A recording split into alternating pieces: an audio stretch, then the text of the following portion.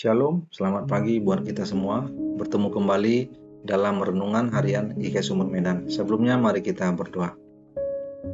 Terima kasih Bapa yang baik, Engkau membangunkan kami di pagi hari ini. Kami rindu mendengar sabda-Mu Tuhan. Allah Roh Kudus, pimpinlah kami supaya memiliki telinga seorang murid dan kami dapat menjadi pelaku firman Tuhan. Dalam nama Yesus kami berdoa. Amin.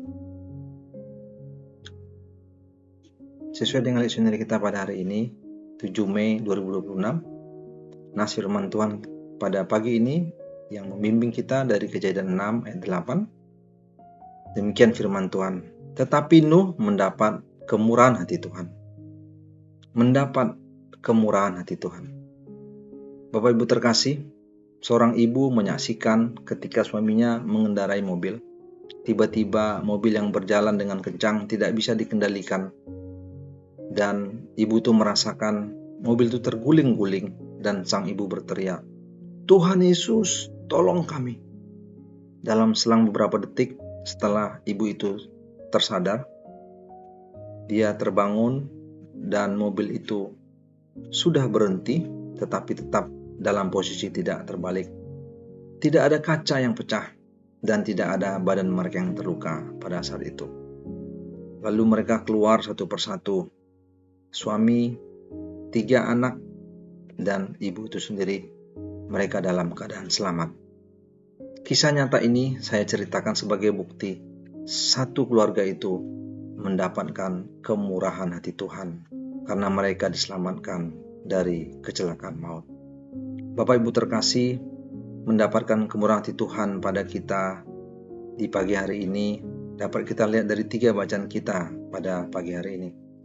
Yang pertama, kisah Nuh dari Kejadian 6 ayat 5 sampai dengan 22. Yaitu pada suatu waktu Allah berencana untuk menghapuskan manusia yang telah diciptakan dari muka bumi, baik manusia maupun hewan, binatang-binatang melata dan burung-burung di udara, sebab Allah telah menyesal telah menjadikan mereka.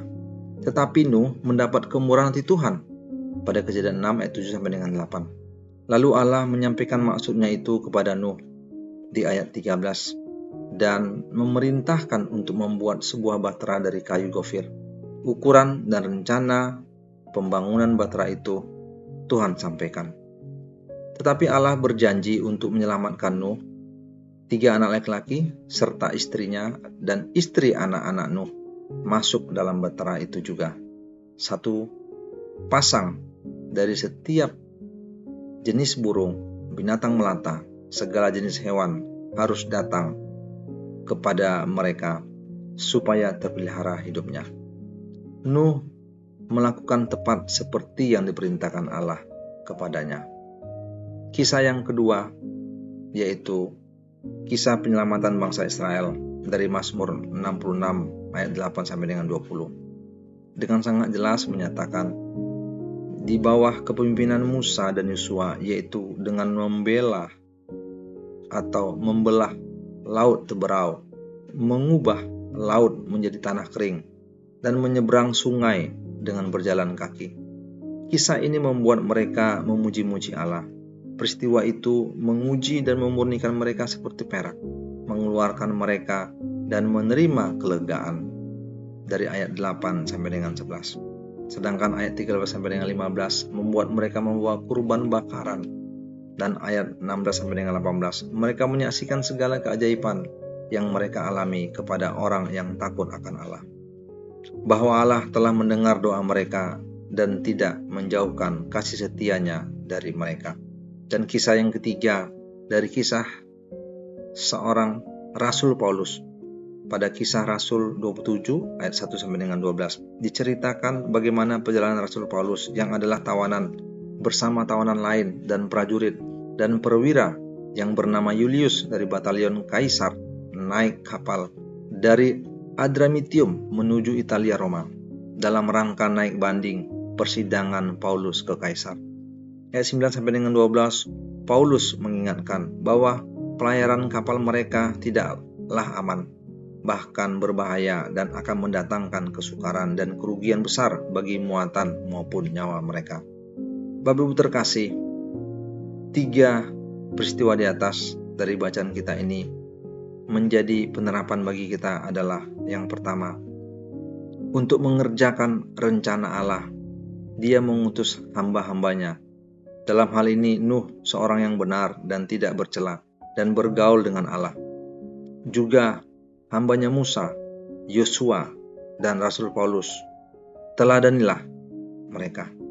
Yang kedua, Allah bukan saja mau menyelamatkan saudara dan saya, atau satu orang, atau satu keluarga saja, tetapi juga suatu bangsa, bahkan seluruh makhluk ciptaan lainnya. Dan yang ketiga, buatlah Allah leluasa menjalankan misinya dengan membiarkan dia menjadi kemudi, jurumudi, dan nahkodanya. Karena dengan demikian akan menghantarkan kita kepada keberhasilan, melewati air bah persoalan, dari mission impossible kepada mission possible, dan berakhir dengan mission sukses. Yang keempat, ketika manusia lebih mempercayai jurumudi dan nahkoda yang adalah rancangan manusia, maka di endingnya kapal itu akan karam. Karena mereka yang menolak pimpinan Allah tidak akan sanggup menghadapi angin badai di sekitar mereka. Yang kelima, memasuki Minggu Paskah yang ke-6 hari ini, jelaslah sekali karya keselamatan manusia hanya oleh satu nama, yaitu Yesus Kristus Tuhan kita. Dia telah mati menebus kita dari perbudakan dosa kepada kemerdekaan yang sejati, yaitu kehidupan yang kekal. Apalagilah persoalan yang lain. Karena itu, percayalah dan hiduplah di dalamnya.